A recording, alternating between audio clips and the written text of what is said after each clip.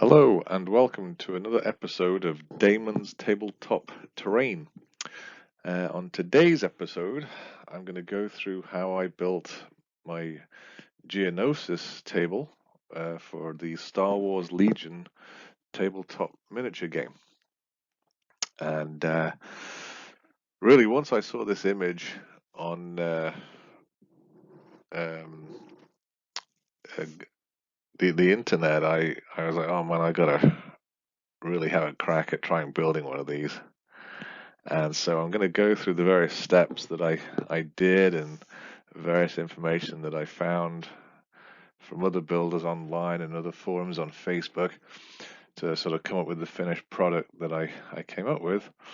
And to do that, I was kind of stumped at the start, but I came across this packaging material and I thought, well, hey, I'm halfway here just by doing these.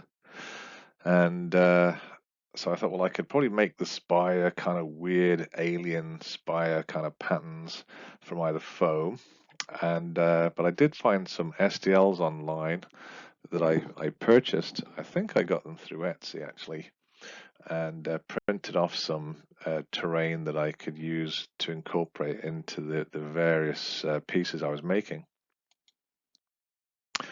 And so I had various files that I could use and utilize.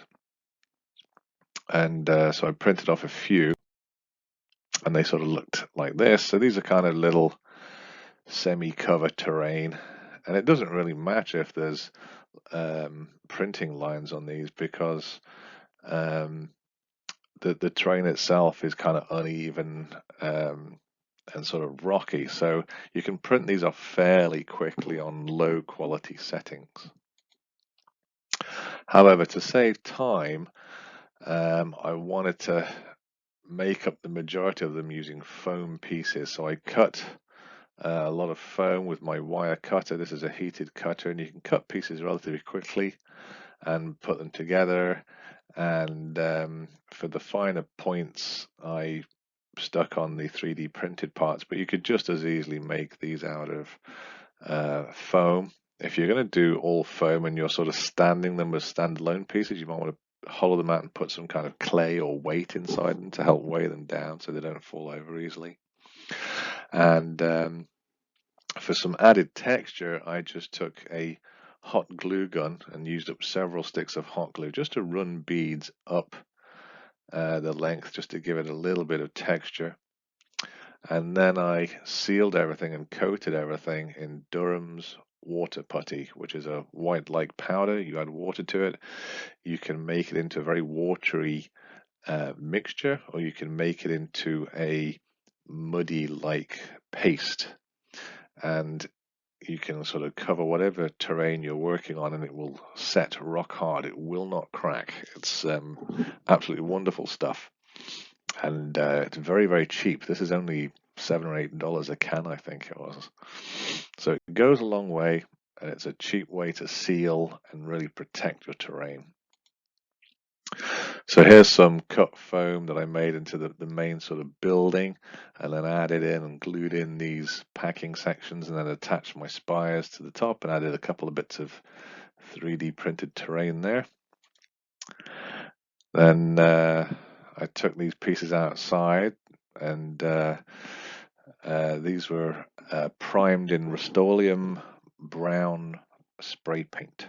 I like Rust-Oleum for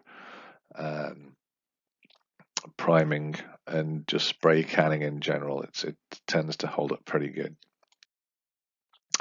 And then after it had a few washes of inks and was dry brushed with some lighter browns and some almost some white there, just to bring out the highlights and just add a bit of color differences.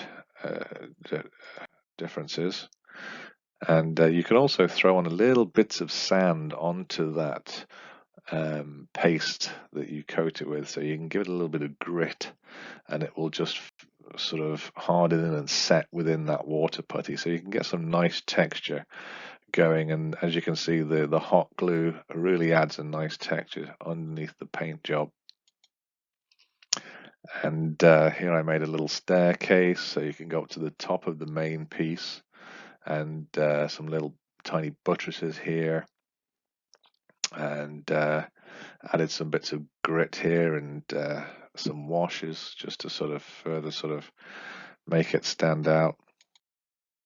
And here it is on the finished table. For this table, I just used a rollout mat.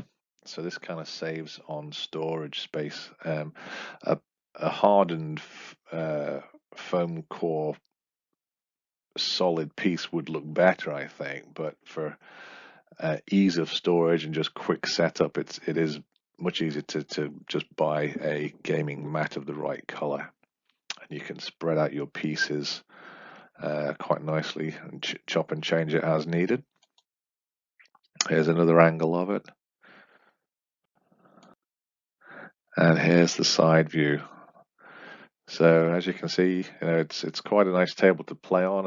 A few friends have been over and we've played Warhammer as well as Legion on it, and really does look quite good.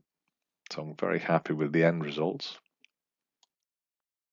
Thank you for watching the video. I hope that it had some kind of useful tips for you if you're thinking about making any kind of Martian or Geonosis terrain.